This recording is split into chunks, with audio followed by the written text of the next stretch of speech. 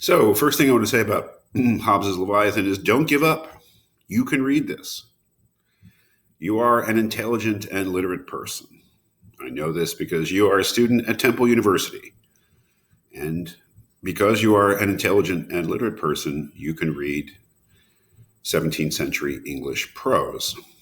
You just have to give it some time. And one of the things that I would do if we were meeting in a classroom and looking closely at a short text like this is I would read large parts of it aloud. That doesn't really translate well to these little videos.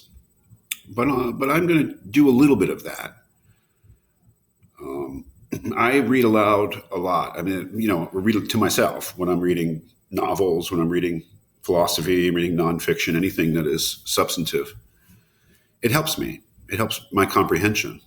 So I think you should be doing that too if you're serious about, really trying to understand what's going on here in Hobbes.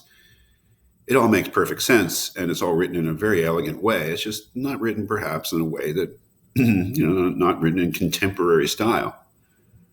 So it helps you read it aloud. You get the meaning, the sense, even the grammar sometimes emerges, becomes more understandable, more clear when we read it aloud because we have to make decisions about where the emphasis goes and things like that. So I'm going to read a little bit of aloud. This is from the beginning of Leviathan. And look up Leviathan, the word Leviathan. It's hilarious.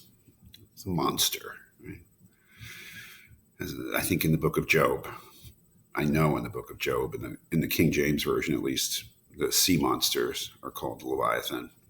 Also monster trucks and tractor pulls, things like that, the Leviathan. So anyway, here it is, the introduction to Hobbes's Leviathan. Nature, the art whereby God hath made and governs the world, is by the art of man, as in many other things, so in this also imitated, that it can make an artificial animal. Pretty stunning way of beginning.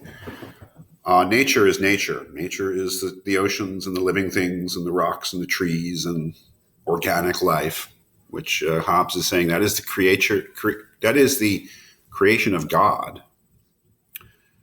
But human beings can imitate the power of nature in many things by making machines and technology he's really talking about, even to the point where we can make an artificial animal. He's not talking about robots. He's not talking about AI in the modern sense. What is he talking about?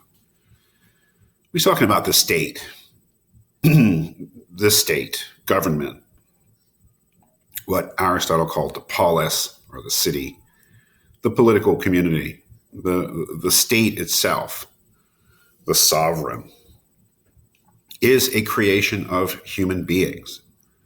It is not a natural thing, as Aristotle might have thought of it, maybe even Dante too.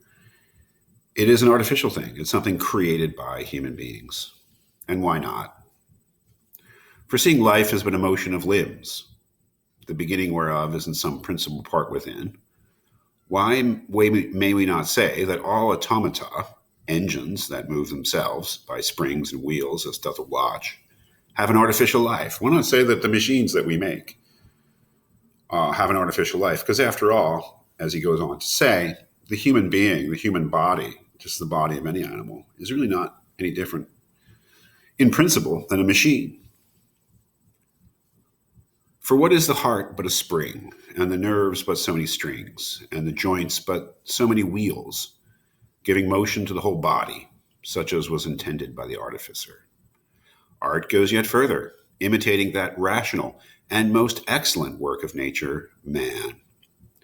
For by art is created that great Leviathan called a commonwealth or state, in Latin civitas. The state is a creation of human beings. It's really a lot like building a watch, or it's a machine. It's something that we create for our own use, just as we create a watch so we know what time it is in some way. Or we create an automobile so we can get from one place to another. So we create the state. It's just but an artificial man. It's just but a created human being, but obviously different too, right? As he continues and says, though of greater stature and strength than the natural. That's why the state is a Leviathan. It's big. It's scary. It's a monster, man. It has to be, as we'll see. For whose protection and defense it was intended. He's already telling you what his political theory is here. The state, the Leviathan, is created by human beings for their own protection and defense. Now, protection and defense from whom? We have to read on.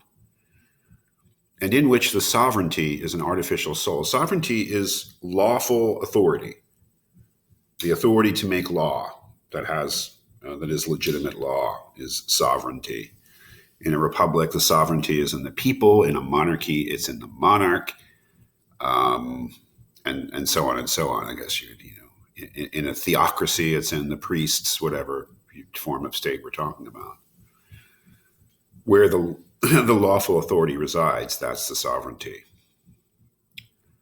And in which the sovereignty is an artificial soul, as giving life and motion to the whole body. The magistrates, that would be government officials, and other officers of judicature and execution, judges, presidents, they are like artificial joints, reward and punishment, by which, fastened to the seat of the sovereignty, every joint and member is moved to perform his duty, are the nerves. I can tell you the kind of thinker that Hobbes was, that it's the hope of reward and the fear of punishment that motivates people. And in that, I think maybe we can see a similarity with Machiavelli. That do the same in the body natural. The wealth and riches of all the particular members are the strength, salus populi, or salus populi, I don't know how to pronounce the Latin, the people's safety, its business. Counselors by whom all things needful for it to know are suggested unto it, are the memory, equity and laws and artificial reason and will. See how he's saying that the different parts of the state are similar to the different parts of the human being. The state can be thought of as a kind of larger human being with corresponding different parts and aspects to it. Concord, health.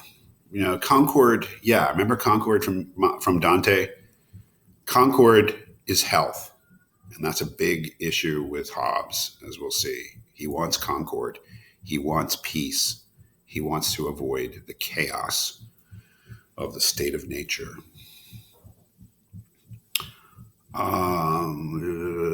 Sedition, sickness. Sedition is a word that we're more familiar with than we were a couple months ago, right? Because of the attack on the Capitol, which is described by most people as a seditious act. Sedition is sickness, and civil war, death. This is all very, very current, is it not? This is why we read the classics. Lastly, the pacts and covenants by which the parts of this body politic were at first made, set together and united, resemble that fiat.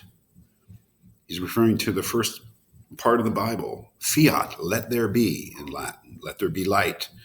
Let there be a man and a woman. Fiat means let there be. And the covenant by which human beings agree to government is like their fiat. Let there be a government, and then there's a government, right? It's almost this magical power that we have as rational creatures. Resemble that fiat, or let us make man, pronounced by God in the creation. So, two things. I just read it because it's great. First of all, it's great. It's great prose. It's 17th century, 1600s English prose. It's complicated in a way that we don't really write like this anymore, but boy, it's beautiful, and it all makes sense. It all comes together if you look through it slowly. If you're scanning it, trying to get the gist of it, trying to get the takeaway, forget it. You have to give it time.